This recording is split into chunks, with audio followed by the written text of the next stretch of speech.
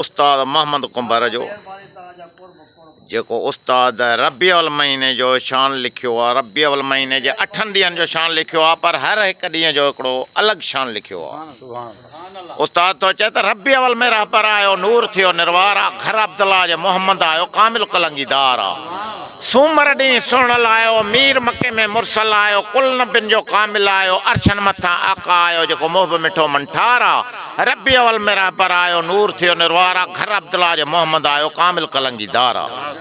आयो ॾींहुं अंगारो थी वियो रोशन जहान सारो, ॾिसण पिरी आया प्यारो, मुर्कन पिया हू ॾिसी मोचारो, जिन कयो दिलबर जो दीदार आहे। रबिउल में रहबर आयो, नूर थियो निरवार आहे, घर अब्दुल्ला जे मोहम्मद आयो, कामिल कलंगीदार आहे।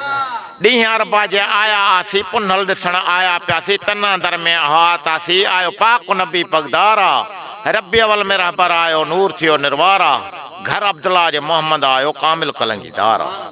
ॾींहं खमीस जे खिलंदा आया, हुब हबीब जे में हलंदा आया, दुरूद दिलबर ते पढ़ंदा आया, उन झोरीअ में हू झुकंदा आया, आयो सूंह भरियो सरदार आहे। रबिउल में रहबर आयो, नूर थियो निरवार आहे, घर अब्दुल्ला जे मोहम्मद आयो, कामिल कलंगीदार।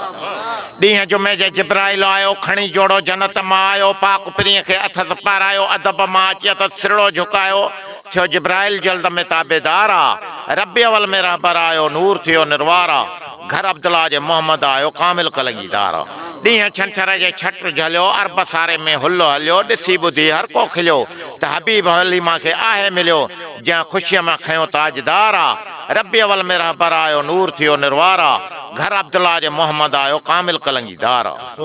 ॾींहं अचर जे थियूं ईदियूं, दिलबर ॾिसी ख़ुशि थियूं दीदियूं, बुखियूं अखिड़ियूं हर हंधि पयूं नीदियूं, बसि दीदार जी त दरकार आहे। रबिउल में रहबर आयो, नूर थियो निरवार आहे, घर अब्दुल्ला जे मोहम्मद आयो, कामिल कलंगीदार आहे। मोहम्मद असांखे मीर मिली वियो, कलमो क़ुरान असांखे अक्सीर मिली वियो, हिन काइनात जो असांखे केरु मिली वियो, जेको उम्मत जो त आधार आहे। रबिउल में रहबर आयो, नूर थियो निरवार आहे, घर अब्दुल्ला जे मोहम्मद आयो, कामिल कलंगीदार आहे। कंदो साईं खे सुजूद आहियां, पढ़ंदो दिलबर ते दुरूद आहियां, झुकाईंदो पंहिंजो वजूद आहियां, ही लिखियो कुर्ब कुंभार आहे। रबिउल में रहबर आयो, नूर थियो निरवार आहे, घर अब्दुल्ला जे मोहम्मद आयो, कामिल कलंगीदार आहे। रबिउल में रहबर आयो, नूर थियो निरवार आहे, घर अब्दुल्ला जे मोहम्मद आयो, कामिल कलंगीदार आहे।